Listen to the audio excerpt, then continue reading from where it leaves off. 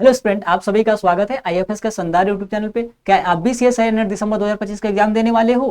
तो ये वीडियो आपके लिए बेनिफिशियल रहने वाला है। यहाँ हम लोग चर्चा करेंगे ऐसे क्या रीजंस रहते हैं जैसे स्टूडेंट एग्जाम तो देते हैं, पढ़ाई भी करते हैं, बट वो कट ऑफ के अंदर नहीं आ पाते हैं। जैसे देख रहे हो कि स्टूडेंट ये मन लगा कर पढ़ाई कर रहा है, फिर एग्जाम में बैठा हुआ है तो आंखों से आंसू निकल रहे हैं। और ये रहा रिजल्ट का टाइमिंग, देख सकते हो। तो इन पॉइंट्स को हम लोग डिस्कस करेंगे कि ऐसे क्या रीजंस रहते हैं। तो उसमें अगर मैं फर्स्ट पॉइंट की बात करूं तो फर्स्ट पॉइंट में आता है कि they study topics not concept. Simply ऐसे स्टूडेंट क्या करते हैं, वो स्टडी तो करते हैं, टॉपिक टू टॉपिक पढ़ लेते हैं, बट जो कॉन्सेप्ट है यानी उसका इस्तेमाल करना वो नहीं सीख पाते हैं। उसमें अगर देखोगे यानी वो क्या करते हैं कि जो भी लॉजिक रहता है उसको रटने का प्रयास करते हैं। तो रटने से कुछ तो चीजें होने वाला नहीं है। जो भी आप पढ़ोगे टॉपिक्स को रटने से तो मैथ तो नहीं आएगा बिल्कुल। कॉन्सेप्ट को समझना है, उसको अप्लाई कैसे करना है वो जानना है, हमें लॉजिक क्या यूज करना है। नेक्स्ट अगर बात करें तो वो चीजें जो है उसमें जो कॉन्सेप्ट जो वो पढ़ते हैं उसमें डेप्थ उनका मिसिंग रहता है।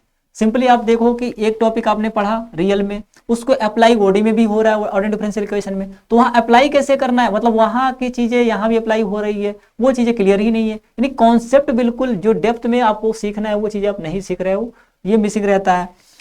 और लास्ट पॉइंट में इसमें अगर देख बात करूं तो जो मल्टी स्टेप कंफ्यूजन, यानी इसमें क्या होता है कि अगर मान लो कि आप कोई भी पेपर पढ़ रहे हो, उसमें आपने एक पॉइंट पढ़ना शुरू किया, उसमें कंफ्यूजन हो गया, उसको छोड़ दिया, फिर दूसरे टॉपिक को पढ़ा, उसमें भी कंफ्यूजन हो गया। यानी आप हर पॉइंट पे कंफ्यूज रह रहे हो, एक तो कॉन्फिडेंस बिल्डअप नहीं कर पा रहे हो। तो ये आपका हुआ फर्स्ट पॉइंट की बात। ये रीजंस है बिल्कुल कट ऑफ में न आने का, ये तो पहला रीजन हुआ। नेक्स्ट रीजन की अगर बात करूं तो poor practice and inconsistent study. यानी आप कर क्या रहे हो, थियरी मान लो कि अगर थोड़ी बहुत आपने पढ़ा, अगर पढ़ा भी नहीं, हो सकता है कि जैसे एक दिन खूब ज्यादा पढ़ लिया, हार्ड वर्क कर लिया, नेक्स्ट डे पढ़ा ही नहीं, छोड़ दिया, फिर एक दिन कभी हफ्ते में एक बार पढ़ लिया, उससे क्या होगा, उससे क्या आपका जो प्रिपरेशन है वो आगे की तरफ जाएगा? बिल्कुल भी नहीं जाएगा। तो सिंपली आप देख सकते हो कि हार्ड वर्क तो ठीक है, बट वो अगर उससे कहीं ज्यादा बेहतर आपका होगा डेली वर्क। एक दिन हार्ड वर्क करने से ज्यादा बेहतर होता है डेली वर्क। डेली आप करो, कोई भी क्वेश्चंस वगैरह है, प्रैक्टिस है, थ्योरी वगैरह, तो वो आप डेली करो। और बात आती है पुअर प्रैक्टिस का, आप थ्योरी पढ़ो तो उसमें एक आध दो क्वेश्चन से करने से कुछ नहीं होगा। आप जहां कहीं भी किसी भी प्रकार का क्वेश्चन मिले उस टॉपिक से रिलेटेड उसको जरूर करो। ये आपका जो एग्जाम में जो स्कोर है उसको बहुत तेजी से आपका स्कोर जो है उसको इंक्रीज करने वाला है।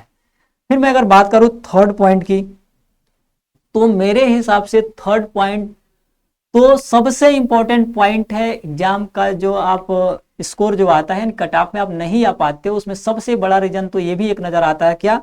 Not choosing the right question in the exam. Exam देने तो जाते हो आप, बट वहां कौन से क्वेश्चन को एक्चुअली में चूज करके सॉल्व करना है, आंसर देना है, वो आप चूज नहीं कर पाते हो, राइट डिसीजन नहीं ले पाते हो। ये सबसे बड़ा रीजन है।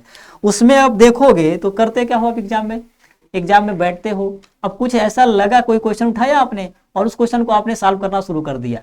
सबसे पहले उस क्वेश्चन को आपने, जैसे उसमें कुछ टर्म्स आपको ऐसे मिले जिसको तो आपने पढ़ा है तो उसको सॉल्व करना शुरू कर दिया। ऐसा बिल्कुल भी नहीं करना है। एग्जाम के क्वेश्चन में बैठे हुए हो, मतलब एग्जाम हॉल में बैठे हुए हो, तो क्वेश्चंस को पढ़ो। उसमें अगर आपको कोई भी एक ऐसा टर्म नजर आ रहा है जो आप नहीं जानते हो तो उसको स्किप कर देना है, नेक्स्ट क्वेश्चन पे चले जाना है। क्योंकि अगर देखो टाइम वहां पर तो वेस्ट होगा, क्वेश्चन का सॉल्यूशन भी कर निकाल पाओगे, कहीं अगर पार्ट बी का हुआ तो माइनस में भी चला जाएगा गलत आंसर हुआ तो अगर आपने पूरी तरह से उस प्रॉब्लम में जो भी पॉइंट्स है सबको अगर आप जानते हो तो बिल्कुल उसको करो, राइट क्वेश्चन आप। और सबसे पहले तो ये बात कि जो क्वेश्चन बिल्कुल कम टाइम में हो पा रहा है उसको तो सबसे पहले ही कर डालो, टाइम का भी हो जाएगा और आगे आपको पूरा का पूरा टाइम मिलेगा, तो जो थोड़ा सा टफ यानी टाइम टेकिंग क्वेश्चन उसको भी कर पाओगे। तो राइट क्वेश्चन आपको चूज करना एग्जाम में सबसे इंपॉर्टेंट पॉइंट होगा।